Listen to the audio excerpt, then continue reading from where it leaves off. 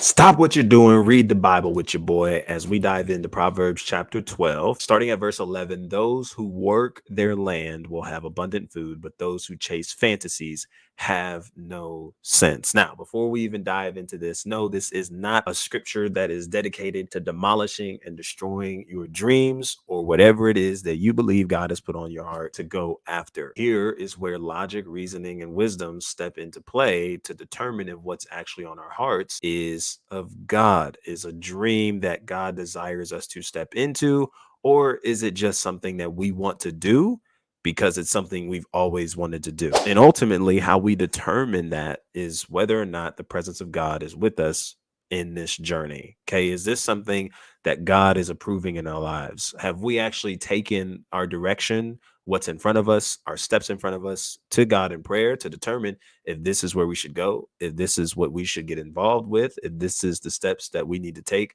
to get to ultimately where we go? How about just what's on our heart in general? Is this something that you want me to step into? God, talk to me, let me know, share this with me so we can really begin to put the right things in place, get around the right people, the right visions, the right environments to really cultivate and create what we're looking to step into. But here's the biggest thing that I really want you to understand from the bigger picture of all this and how this intertwines is that ultimately purpose is what brings abundance. Being aligned in purpose, being aligned in what we're called to do is ultimately what's going to bring us the abundance that this scripture speaks of: abundance of food. And of course, in the grand scheme of things, an abundance of a lot of things that's beneficial for our lives and the lives that we want to create. And then when it comes to purpose and defining our purpose, well, as believers, our purpose ultimately as a universal church, as a universal body, is to fear God and keep his commands, as Ecclesiastes 12 verse 13 would have us to kind of digest. We are to follow God, to know God, and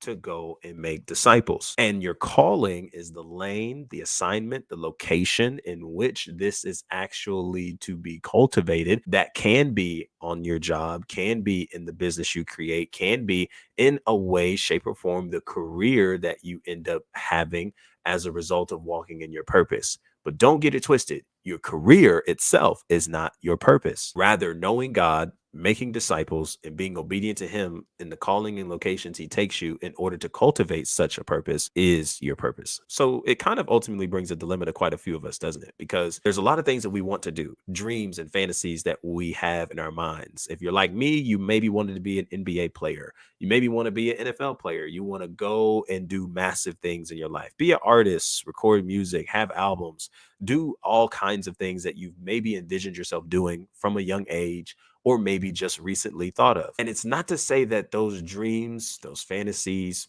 are bad. What we are looking to stress, however, is according to this proverb, the abundant of food, how you will provide for your future family, how you will provide for yourself, how you will actually be able to reap abundance in this life. Is it by chasing after the dreams and fantasies of doing something you've always wanted to do, in the sense of trying to fulfill childhood dreams? It's actually just simply going where God takes you, which can sometimes look different. And so if you're like me in that same scenario, you had to come to a decision. It was either going to be to chase the dream that you always wanted, or are you going to forego the fantasies, stop chasing fantasies, and go where God is, because where God is, abundance follows. And everything that we think we're only going to be able to do by way of chasing after our fantasies, God actually has so many other outlets and abundant of ways to actually provide the same things and even greater by us just simply being obedient to the purpose and calling he has for our lives. And so my biggest encouragement to you in listening to this entire proverb is, of course, to choose where God is calling you. Gain clarity on what it is that he's putting on your heart to pursue, to go after, to put your hands to, the land in which he is providing you. And it's not just about doing anything. It's about building the skills, honing your craft, being diligent and faithful to what God has placed in front of you, to actually see the fruit from those behaviors and see the things come to pass. Because it does take us participating in what God has called us to do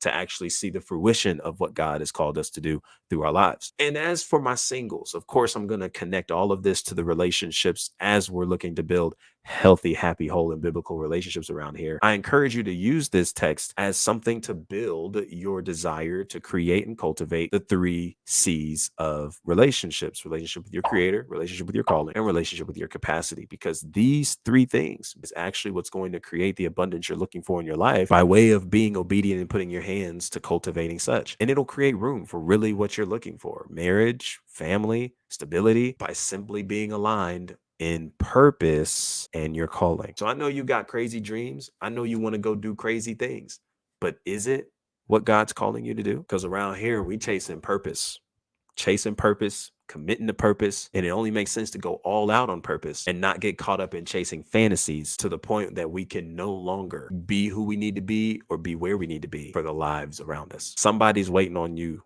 to step into your purpose. So why not? I appreciate you guys all so much for tuning into this video. If you like this kind of content, be sure to subscribe, like this video, share this devotional with a friend who could benefit from hearing it. And until our next conversation, be easy and be breezy, my friend.